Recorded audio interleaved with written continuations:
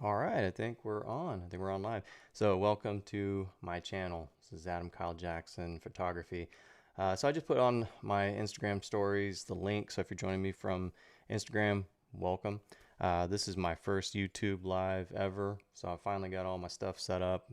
I got the vocals working, got the super awesome mic, studio lighting. What more could you ask for? So, what we're going to go through today is a lot of folks have asked me to do these lives and demonstrate some of the filters that I'm using. And one of the filter tools that I use the most, if not exclusively, is the DxO Labs has a collection called Nik Collection. And if you have followed Nik Collection over the years, it's been around forever. And it used to be something that Google offered for free. And then DxO bought the licensing to it. Now they sell it as a product. And even though it's not free anymore, it's still worth every penny, in my opinion. And all my photos, I think I would owe some credit to DxO, to me making my own style over the last 5 years. So I'm going to go into Photoshop right now. Let's see if we can switch over to the screen. There we go. And now that we're in Photoshop, this is one of my lightning photos that I took in Katy, Texas. This is about, I think this was in September. And I've already done my edits here in Lightroom. So I've already got the lightning where I want it. And I'm not going to go through the Lightroom process yet. I'll do that probably on another video. But I wanted to show you what happens after you get it out of Lightroom. And so this photo isn't too terribly different from the native exposure. I didn't really mess with the colors much. I did add some sharpening because this is a super crop from what the original image is. But now I've exported it from Lightroom over to Photoshop. And here's the process. This is what I do. So this is my base layer. And to save time, I'm not going to name these things. But typically what I would do is name this my base layer. And then I've always keeping track of where I'm at and making sure that I've got a base layer to refer back to in the event that there's an issue. And so this is going to be where we're going to start, this second layer. And you can do a lot of things from here. You can go up to the image, you can go adjust tone, contrast, color to see how far off you are from the exposure. I know when it has like a lot of weird different colors like this image right here, these probably aren't going to help me too much because Photoshop's just going to swing it one direction or the other. And the other thing that you want to make sure of is that you don't have any noise moving into this process. And so I don't want my grainy image that came over from Lightroom, even though I did do sharpening and I did do some denoise over there, I still want to make sure that there's no noise. And so that's where DxO comes in. And so if you take a look at the pane here, DxO has a filter pane, and it's this right here. I know it's kind of small on the screen, but this is your selection of filters. You can also access the filters through Filter at the top menu, and it's sitting here real nice and neat for you under what's called Nik Collection. So when you download by the license, it'll ask you where you want to install the plugins, and you can do both Lightroom and Photoshop, which I do. And I use them both I use it in both Photoshop and Lightroom. So beginning this process, I want to make sure I have zero noise. And so today we're really going to just focus on a couple of filters so that way I'm not boring you with a 3-hour long video of going through this entire edit, but we're going to talk about the noise aspect because this is really important for Milky Way low light situations like this lightning, is to making sure you're not going to destroy the image moving forward. So what you want to do is you can click define or define here, and what you're going to watch happen is it'll pop up and load into the actual DxO plugin screen. And you can see it says working here. And so now we've got this algorithm actively analyzing and measuring my screen. So while we're waiting on that, I'm going to kick back over to the camera. So the noise aspect in these images, it's a killer if you really want to pull as much dynamic range and contrast out of the scene as possible. And so It's still analyzing right now. It takes a little bit to go through. But what it's doing is it's taking areas of noise, it's modeling the noise and removing it. You've heard of the plugins called like Topaz AI. I use Topaz AI all the time. Topaz is another sharpening and denoise tool, which is phenomenal. But combining these tools, I'm able to effectively, I would say, remove the noise almost 100% without degrading the product. And so I want to make sure this image is clear. All right, looks like it's done. Let's head back over to the DxO profile, and so you can see it's still working, but it actually applied the profile. This will take a sample, so it's taking a sample here at the top of the clouds, taking a sample here at the bottom, it's taking a sample here also in the sunset. You can actually manually adjust if you don't like what this is doing, and then you can take a look at the loop and over here at the far right, and then you can adjust back and forth. You can say before, after, and you can look on the left side, which is before, and then you can look on the right side as after. So what it looks like here is that I did a pretty dang good job in Lightroom getting rid of the noise. And with this being a crazy extreme crop, I would expect to have a bunch of noise in here. So that's just a credit to both Topaz Labs and DxO and the power of these plugins of removing the noise. So once you're happy with it, you simply just hit OK. And what it does is it creates the layer with the edits. So you can actually set it up to create an additional layer, which I sometimes do that, but for this, I just don't want to have a whole bunch of layers going through. But you can actually have it to where it doesn't eat the layer that you're on. Now, I have a habit of always keeping my progress. So once I've added define, I go ahead and do duplicate layer again.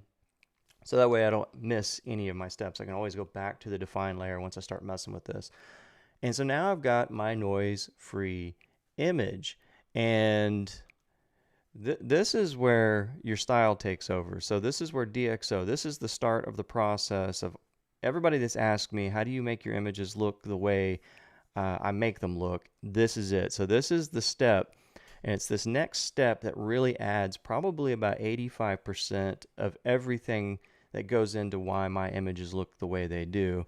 And so let's go back over. We're going to be going into the Color Effects Pro plugin. So if you have this plugin, you want to follow along, it's a plugin that allows you to add contrast, it allows you to add brilliance, color. So let's take a look at it. Let's go over back into my pane here, and I'm going to look at making sure that I don't lose this progress.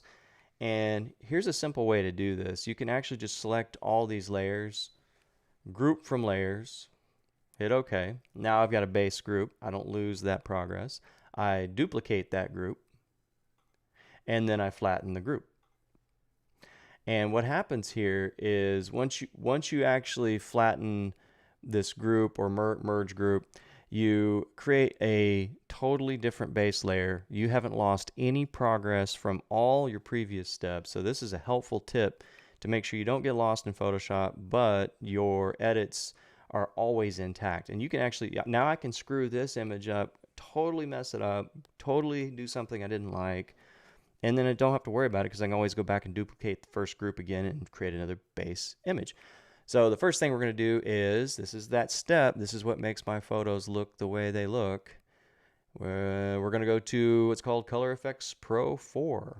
And so click on it, and what it'll do is it'll take that layer, pop up, it's pre-processing the image, and here we are. Now you can actually create a bunch of base filters and kind of have a starting point. They also have recipes, which I don't use, but you can use them. The recipes are DxO's version of what they think certain things should look like. So we can actually click on those, and you can take a look, and you can create. So I've already got a few filters in here that I've applied in the past, but there are some stock standard filters that come with DxO. And so you can actually take, for example, I have one that I call A1. And since I've applied it, these are all my edits from the past. This is something that, at some point in time I thought, okay, this is a consistent enough filter base and group that I can apply these across the board on multiple images and then go do tweaks on the left or on the right side. And so I've kind of gotten away from doing that over the years. I treat each image as an individual project. And so as you can see from that image, it went from totally orange over to a totally different purple hue, added a lot of structure. And so you can really go crazy with this, but don't go too crazy. And I'm going to show you how to minimize the craziness. Let's go back over to our filter sets. And so what I want to do is instead of using the standard filters or the filters that I built in the past, let's cancel out of this and let's go do it again. And I want to actually show you how to build a filter group and set, and show you how I do effectively dodge and burn and very selective edits using this Color Effects Pro tool. So right now I've got Detail Extractor over here on the right side, and Detail Extractor is very powerful for adding what I like to call structure, or maybe it's the equivalent of clarity in Lightroom, but it can really pull a lot of detail out. But we're not going to use that this time because this one is an extreme crop and I don't want to destroy the image any further than I already have. So we're going to take off Detail Extractor. But what we want to do is we want to add some Pro Contrast to this. So we're going to go pull Pro Contrast Filter over. And so you simply just click, pull over, drag to the side, and you can see how it pops up on the right side.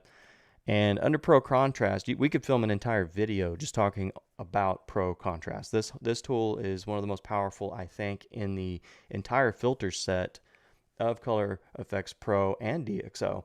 So you can actually correct the color contrast right now. It's very powerful, so you got to be careful with this.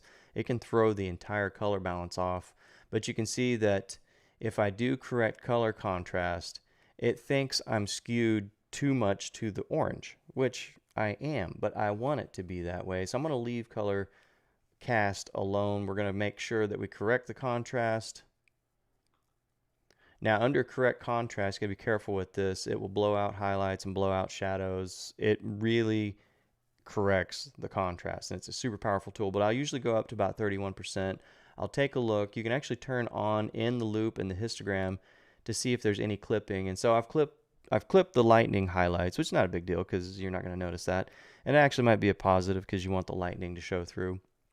And we can even go back to correct color cast. I think I'm going to leave the color alone. I like the way the color looks.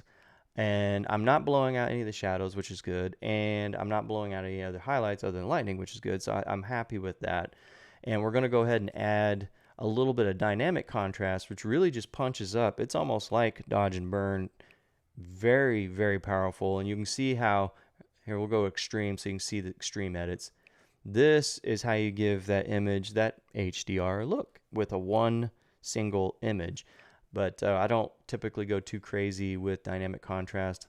I just kind of punch it up enough to where I'm seeing with my eyes, you know, your eyes are going to see something different, and it's to each their own. With my eyes, what is pleasing to me. So I think we're here.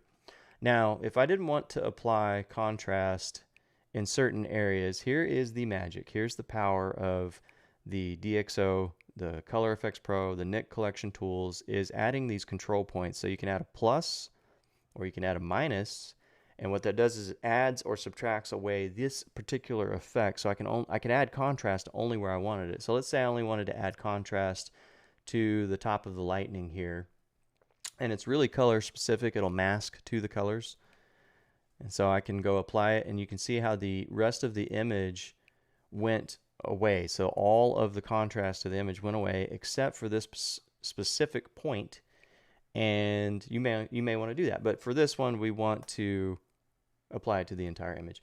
The next step, another thing that I typically do to my images, which gives it a look, and you may notice it, you may not notice it, is I use darken, lighten, center a lot. I love darken, lighten, center. I think it's intended to be a portrait tool, but you can go heavy with it too much where you can see here. I'm going to show you an exaggeration right now. You can increase the center luminosity, and you can decrease the border luminosity, which gives it this really interesting halo effect. And I love that a lot better than just simply adding a vignette lens or actually doing dodge and burn. And you can do some selective dodge and burn now with these extremes. And so you could actually go back and say, okay, well, I think I definitely made the foreground way too dark. So let's go fix that with one of our minus tools here. And let's go pick the foreground. And now you can see how the foreground came back to life. Here we go. We got another foreground back to life. Foreground here. And overall, I think I'm very happy with this result. And you could leave it here, but I typically don't do this extreme. I'm trying to demonstrate this just for this live presentation. So what I would typically do is I'll probably back down. Sometimes I don't even lighten up the center, but for this one I think I will. I think actually right there is about good. So 20%. And then border luminosity, we're going to pull that down to about 50%. And so that gives it a halo. And so now you can actually look at before and after. So here's before. Super boring image. Add it. Awesome image. So I mean, just one little change, it can totally dramatically change the way the entire image feels with just one simple filter. And so I'll typically go back and forth and A/B test. And so I'll turn off pro contrast and see how that looks. You can see how it doesn't look as punchy. Here it is back on. Now it looks punchy. Here is off for dark and light and center. Here is on. And I think we're getting somewhere. I think this is starting to look good. It's starting to look like what I would typically want my images to look like. And you can go through and you can add several other filters here. I mean, we could build a whole customization for this one specific image. A lot of times I like using skylight filter, which essentially makes the image orange, or all oranges oranger.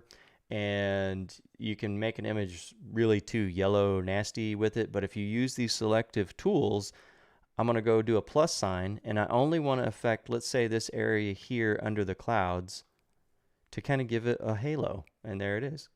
And maybe I want this to be a little bit more of a glow back here. And now we can take a look and turn it on and off, and you can see where the orange shows up and disappears. And so that's a kind of a secret to some of my sunset photos. Maybe over here underneath the clouds here, I want to add some orange. Yeah, that actually helped. That made it look good. And then probably up here at the top, I'm going to add some orange, and that made it look good. And I think it's a little too strong. Now, here's another thing too, that with these selective filters, you can go back to any of these filters and you can change the opacity, you can change the size. So let's say I want it to affect a larger area just for that specific filter. And the specific spot within the filter, I can create whatever size I want. So I want to actually extend this out to capture all the orange here. And then I want to change the opacity of this filter because I don't want the orange to be so strong here. So I'm going to turn that down just about 50%. Same thing with this one. I think that's a little too orange.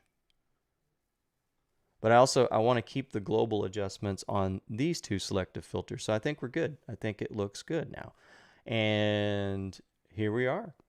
So it's pretty simple. And I think what I've been talking maybe 10 minutes. So the edit here, it doesn't take much with DxO. And I know I've talked about DxO a lot in a lot of my Instagram lives. And people have asked, what is this tool? And then it also kind of goes with the theme. And people have asked, how do you get your theme to look a certain way? So once you save the image and you save the layer, here you go, pops right back into. And so this is what I love about doing the layers approach. And this is why oftentimes people ask, like, are you in Lightroom or are you doing Photoshop? I do both, and they're both good in their own right. But this part right here, this shows you the power of Photoshop. You really can't do what I'm about to do in Lightroom to the degree that you would want to. And so I'm going to go back to the screen here. And so now remember all those edits we did before. I still have all of them in this group. And let's say we did some extreme stuff like dodge and burn. I changed the colors. I changed contrast. That would all still be sitting here in this group. And now we can A/B test. So I can turn off. So this is my Color Effects Pro A/B test. I'm going to look at what my edits look like in Lightroom. So this is Lightroom. So I could have been happy here. I could have left it alone. We could spit this out and posted it on Instagram and felt very good about it. And it looks fine. It looks fine. But it doesn't meet the criteria for my style. And so going through the DxO tools, here we go. So you be the judge, and it's everybody to each their own. What looks good to your eye? Someone might look at this and say, I like the original one better, and that's fine. There's no right or wrong here, but I just wanted to show you a little behind the scenes of exactly how it is I'm doing what I'm doing. and just give me an opportunity to get on YouTube live and talk to you guys. So what do you think? We can go through a lot more of these tools, and I'm going to try to dissect as many of the DxO filters as possible. And I think I need to start at Lightroom, and I probably need to start at export from the camera and show you a progress from here's what it looks like in the camera LCD screen, which is also a key point. You should always look at it in the LCD screen from the camera processor. And if you're shooting RAW plus JPEG, another interesting thing you can do is you can try to use the JPEG as your competition. Like I'm competing with the camera processor, and that's how I learned how to do these types of edits. And so if I can get my RAW file to look very similar to what the camera JPEG processor looks like, it means I'm kind of getting there. And also building up the filters within the Nik collection to make it look like the JPEG process from the camera has helped me learn every step of the way. So thank you for joining me. Make sure you like, subscribe, hit the bell for notifications, because we're going to be doing a lot more of these. I'm going to post to IG, I'm going to post to Facebook, and I'm also going to have these here. But thank you for joining me. If you have any questions, put them in the comments. Make sure you put them down below, and also hit me on Instagram at Adam Kyle Jackson, where I'm going to post this photo. If you were here, make sure you go comment over there and let me know that you saw this. And if you have any questions about your images, or you want to go through a specific filter or something specific in Lightroom and Photoshop, let me know. Put it in the comments, and I will make sure to address those in another video. So I'm going to go back to some editing. I got about 30,000 images of a backlog here. I got a lot of images to go through. So very nice talking to you guys. See you later.